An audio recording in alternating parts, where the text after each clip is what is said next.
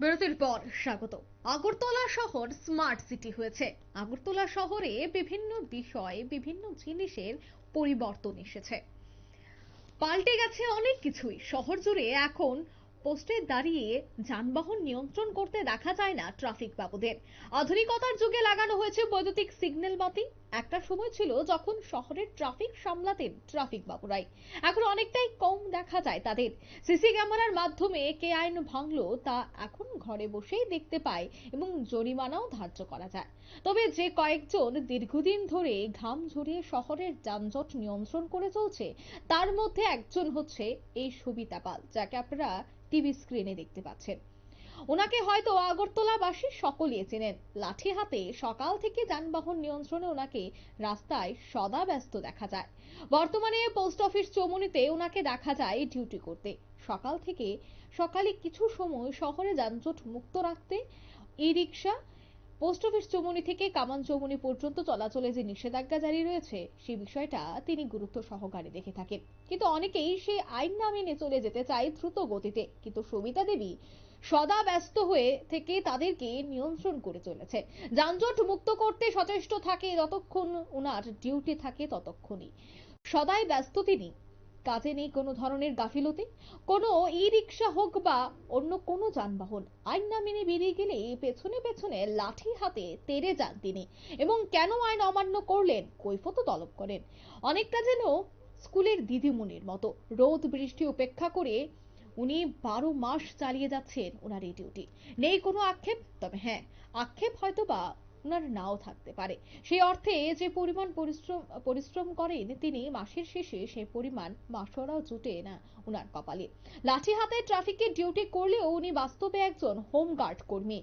1992 সালে উনি হোমগার্ড কর্মী হিসেবেই চাকুরিতে যোগদান করেছিলেন। পরবর্তীতে 1995 সাল থেকে ইনি আগরতলা শহরের ট্রাফিক নিয়ন্ত্রণ করে চলেছেন। সেই অর্থে রাজ্যে এখনো হোমগার্ড কর্মীদের বেতন কাঠামো অন্যান্য সরকারি কর্মচারীদের থেকে অনেকটাই কম। কথা হচ্ছিল সবিতা দেবীর সঙ্গে।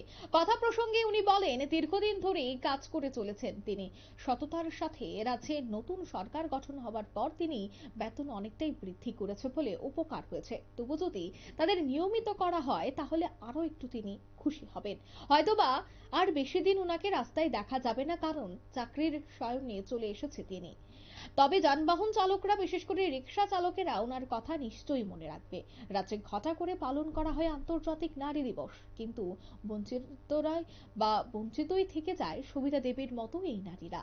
এ ধরনের কর্মীরা রাজ্য সরকার থেকে সংবর্ধনা নিশ্চয়ই আশা করতে পারেন, এবং তাদের সংবর্ধনা প্রাপ্য বলেই মনে করে সুবুদ্ধি সম্পন্ন মহল। কি বলছেন তিনি, শোনাচ্ছি।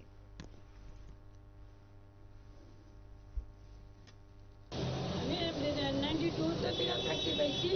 95 থেকে আমি ট্রাফিকে, কিন্তু ট্রাফিকে আমাকে সবাই চিনে। আমার যতটুকু কর্তব্য আমি এতটুকুই ক্ষমতা দিয়ে আমি এতটুকু কাজ করি। কিন্তু আমাকে এমন লোক বাদ নাই যে না চিনে। কিন্তু সরকার আওয়ানা আমাদের একটু ভালো এলো, একটু মাইনেটা বাড়াইলো। আর কিন্তু যদি আমাদের একটু রেগুলার করে দিত আমাকে, তাহলে আমি একটু একটু আনন্দিত হইতাম যে না, আমাদের এই কাজটা করছি সবচেয়ে বেস্ট। আমি আমার লাভবান হইলাম যদি আমাদের রেগুলারটা করতে। এটাই সবাই আমাদেরকে একই বলে, কিন্তু আপনাকে তো রেগুলার করেনি। রেগুলার করলে তো আপনি ভালো ছিলেন, কিন্তু না করলে কী করবো বলুন। এটা যদি আমার বক্তব্য আমি এখানেই শেষ করলাম। আপনারা শুনলেন বক্তব্য। সবিতা দেবী বহু বছর ধরে কাজ করে আসছেন নিষ্ঠার সাথে।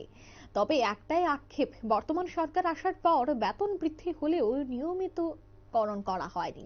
তাই খুব দ্রুত যদি নিয়মিতকরণ করা হয় বা নিয়মিত করা হয় তবে তিনি আরো একটু খুশি হবেন। পোস্ট অফিস চৌমুহনীতেই প্রত্যেক দিন তাকে দেখা যায় ডিউটিরত অবস্থায়। নিয়ে নিচ্ছে এই মুহূর্তে ছোট্ট একটি বিজ্ঞাপন বিরতি, সঙ্গে থাকুন।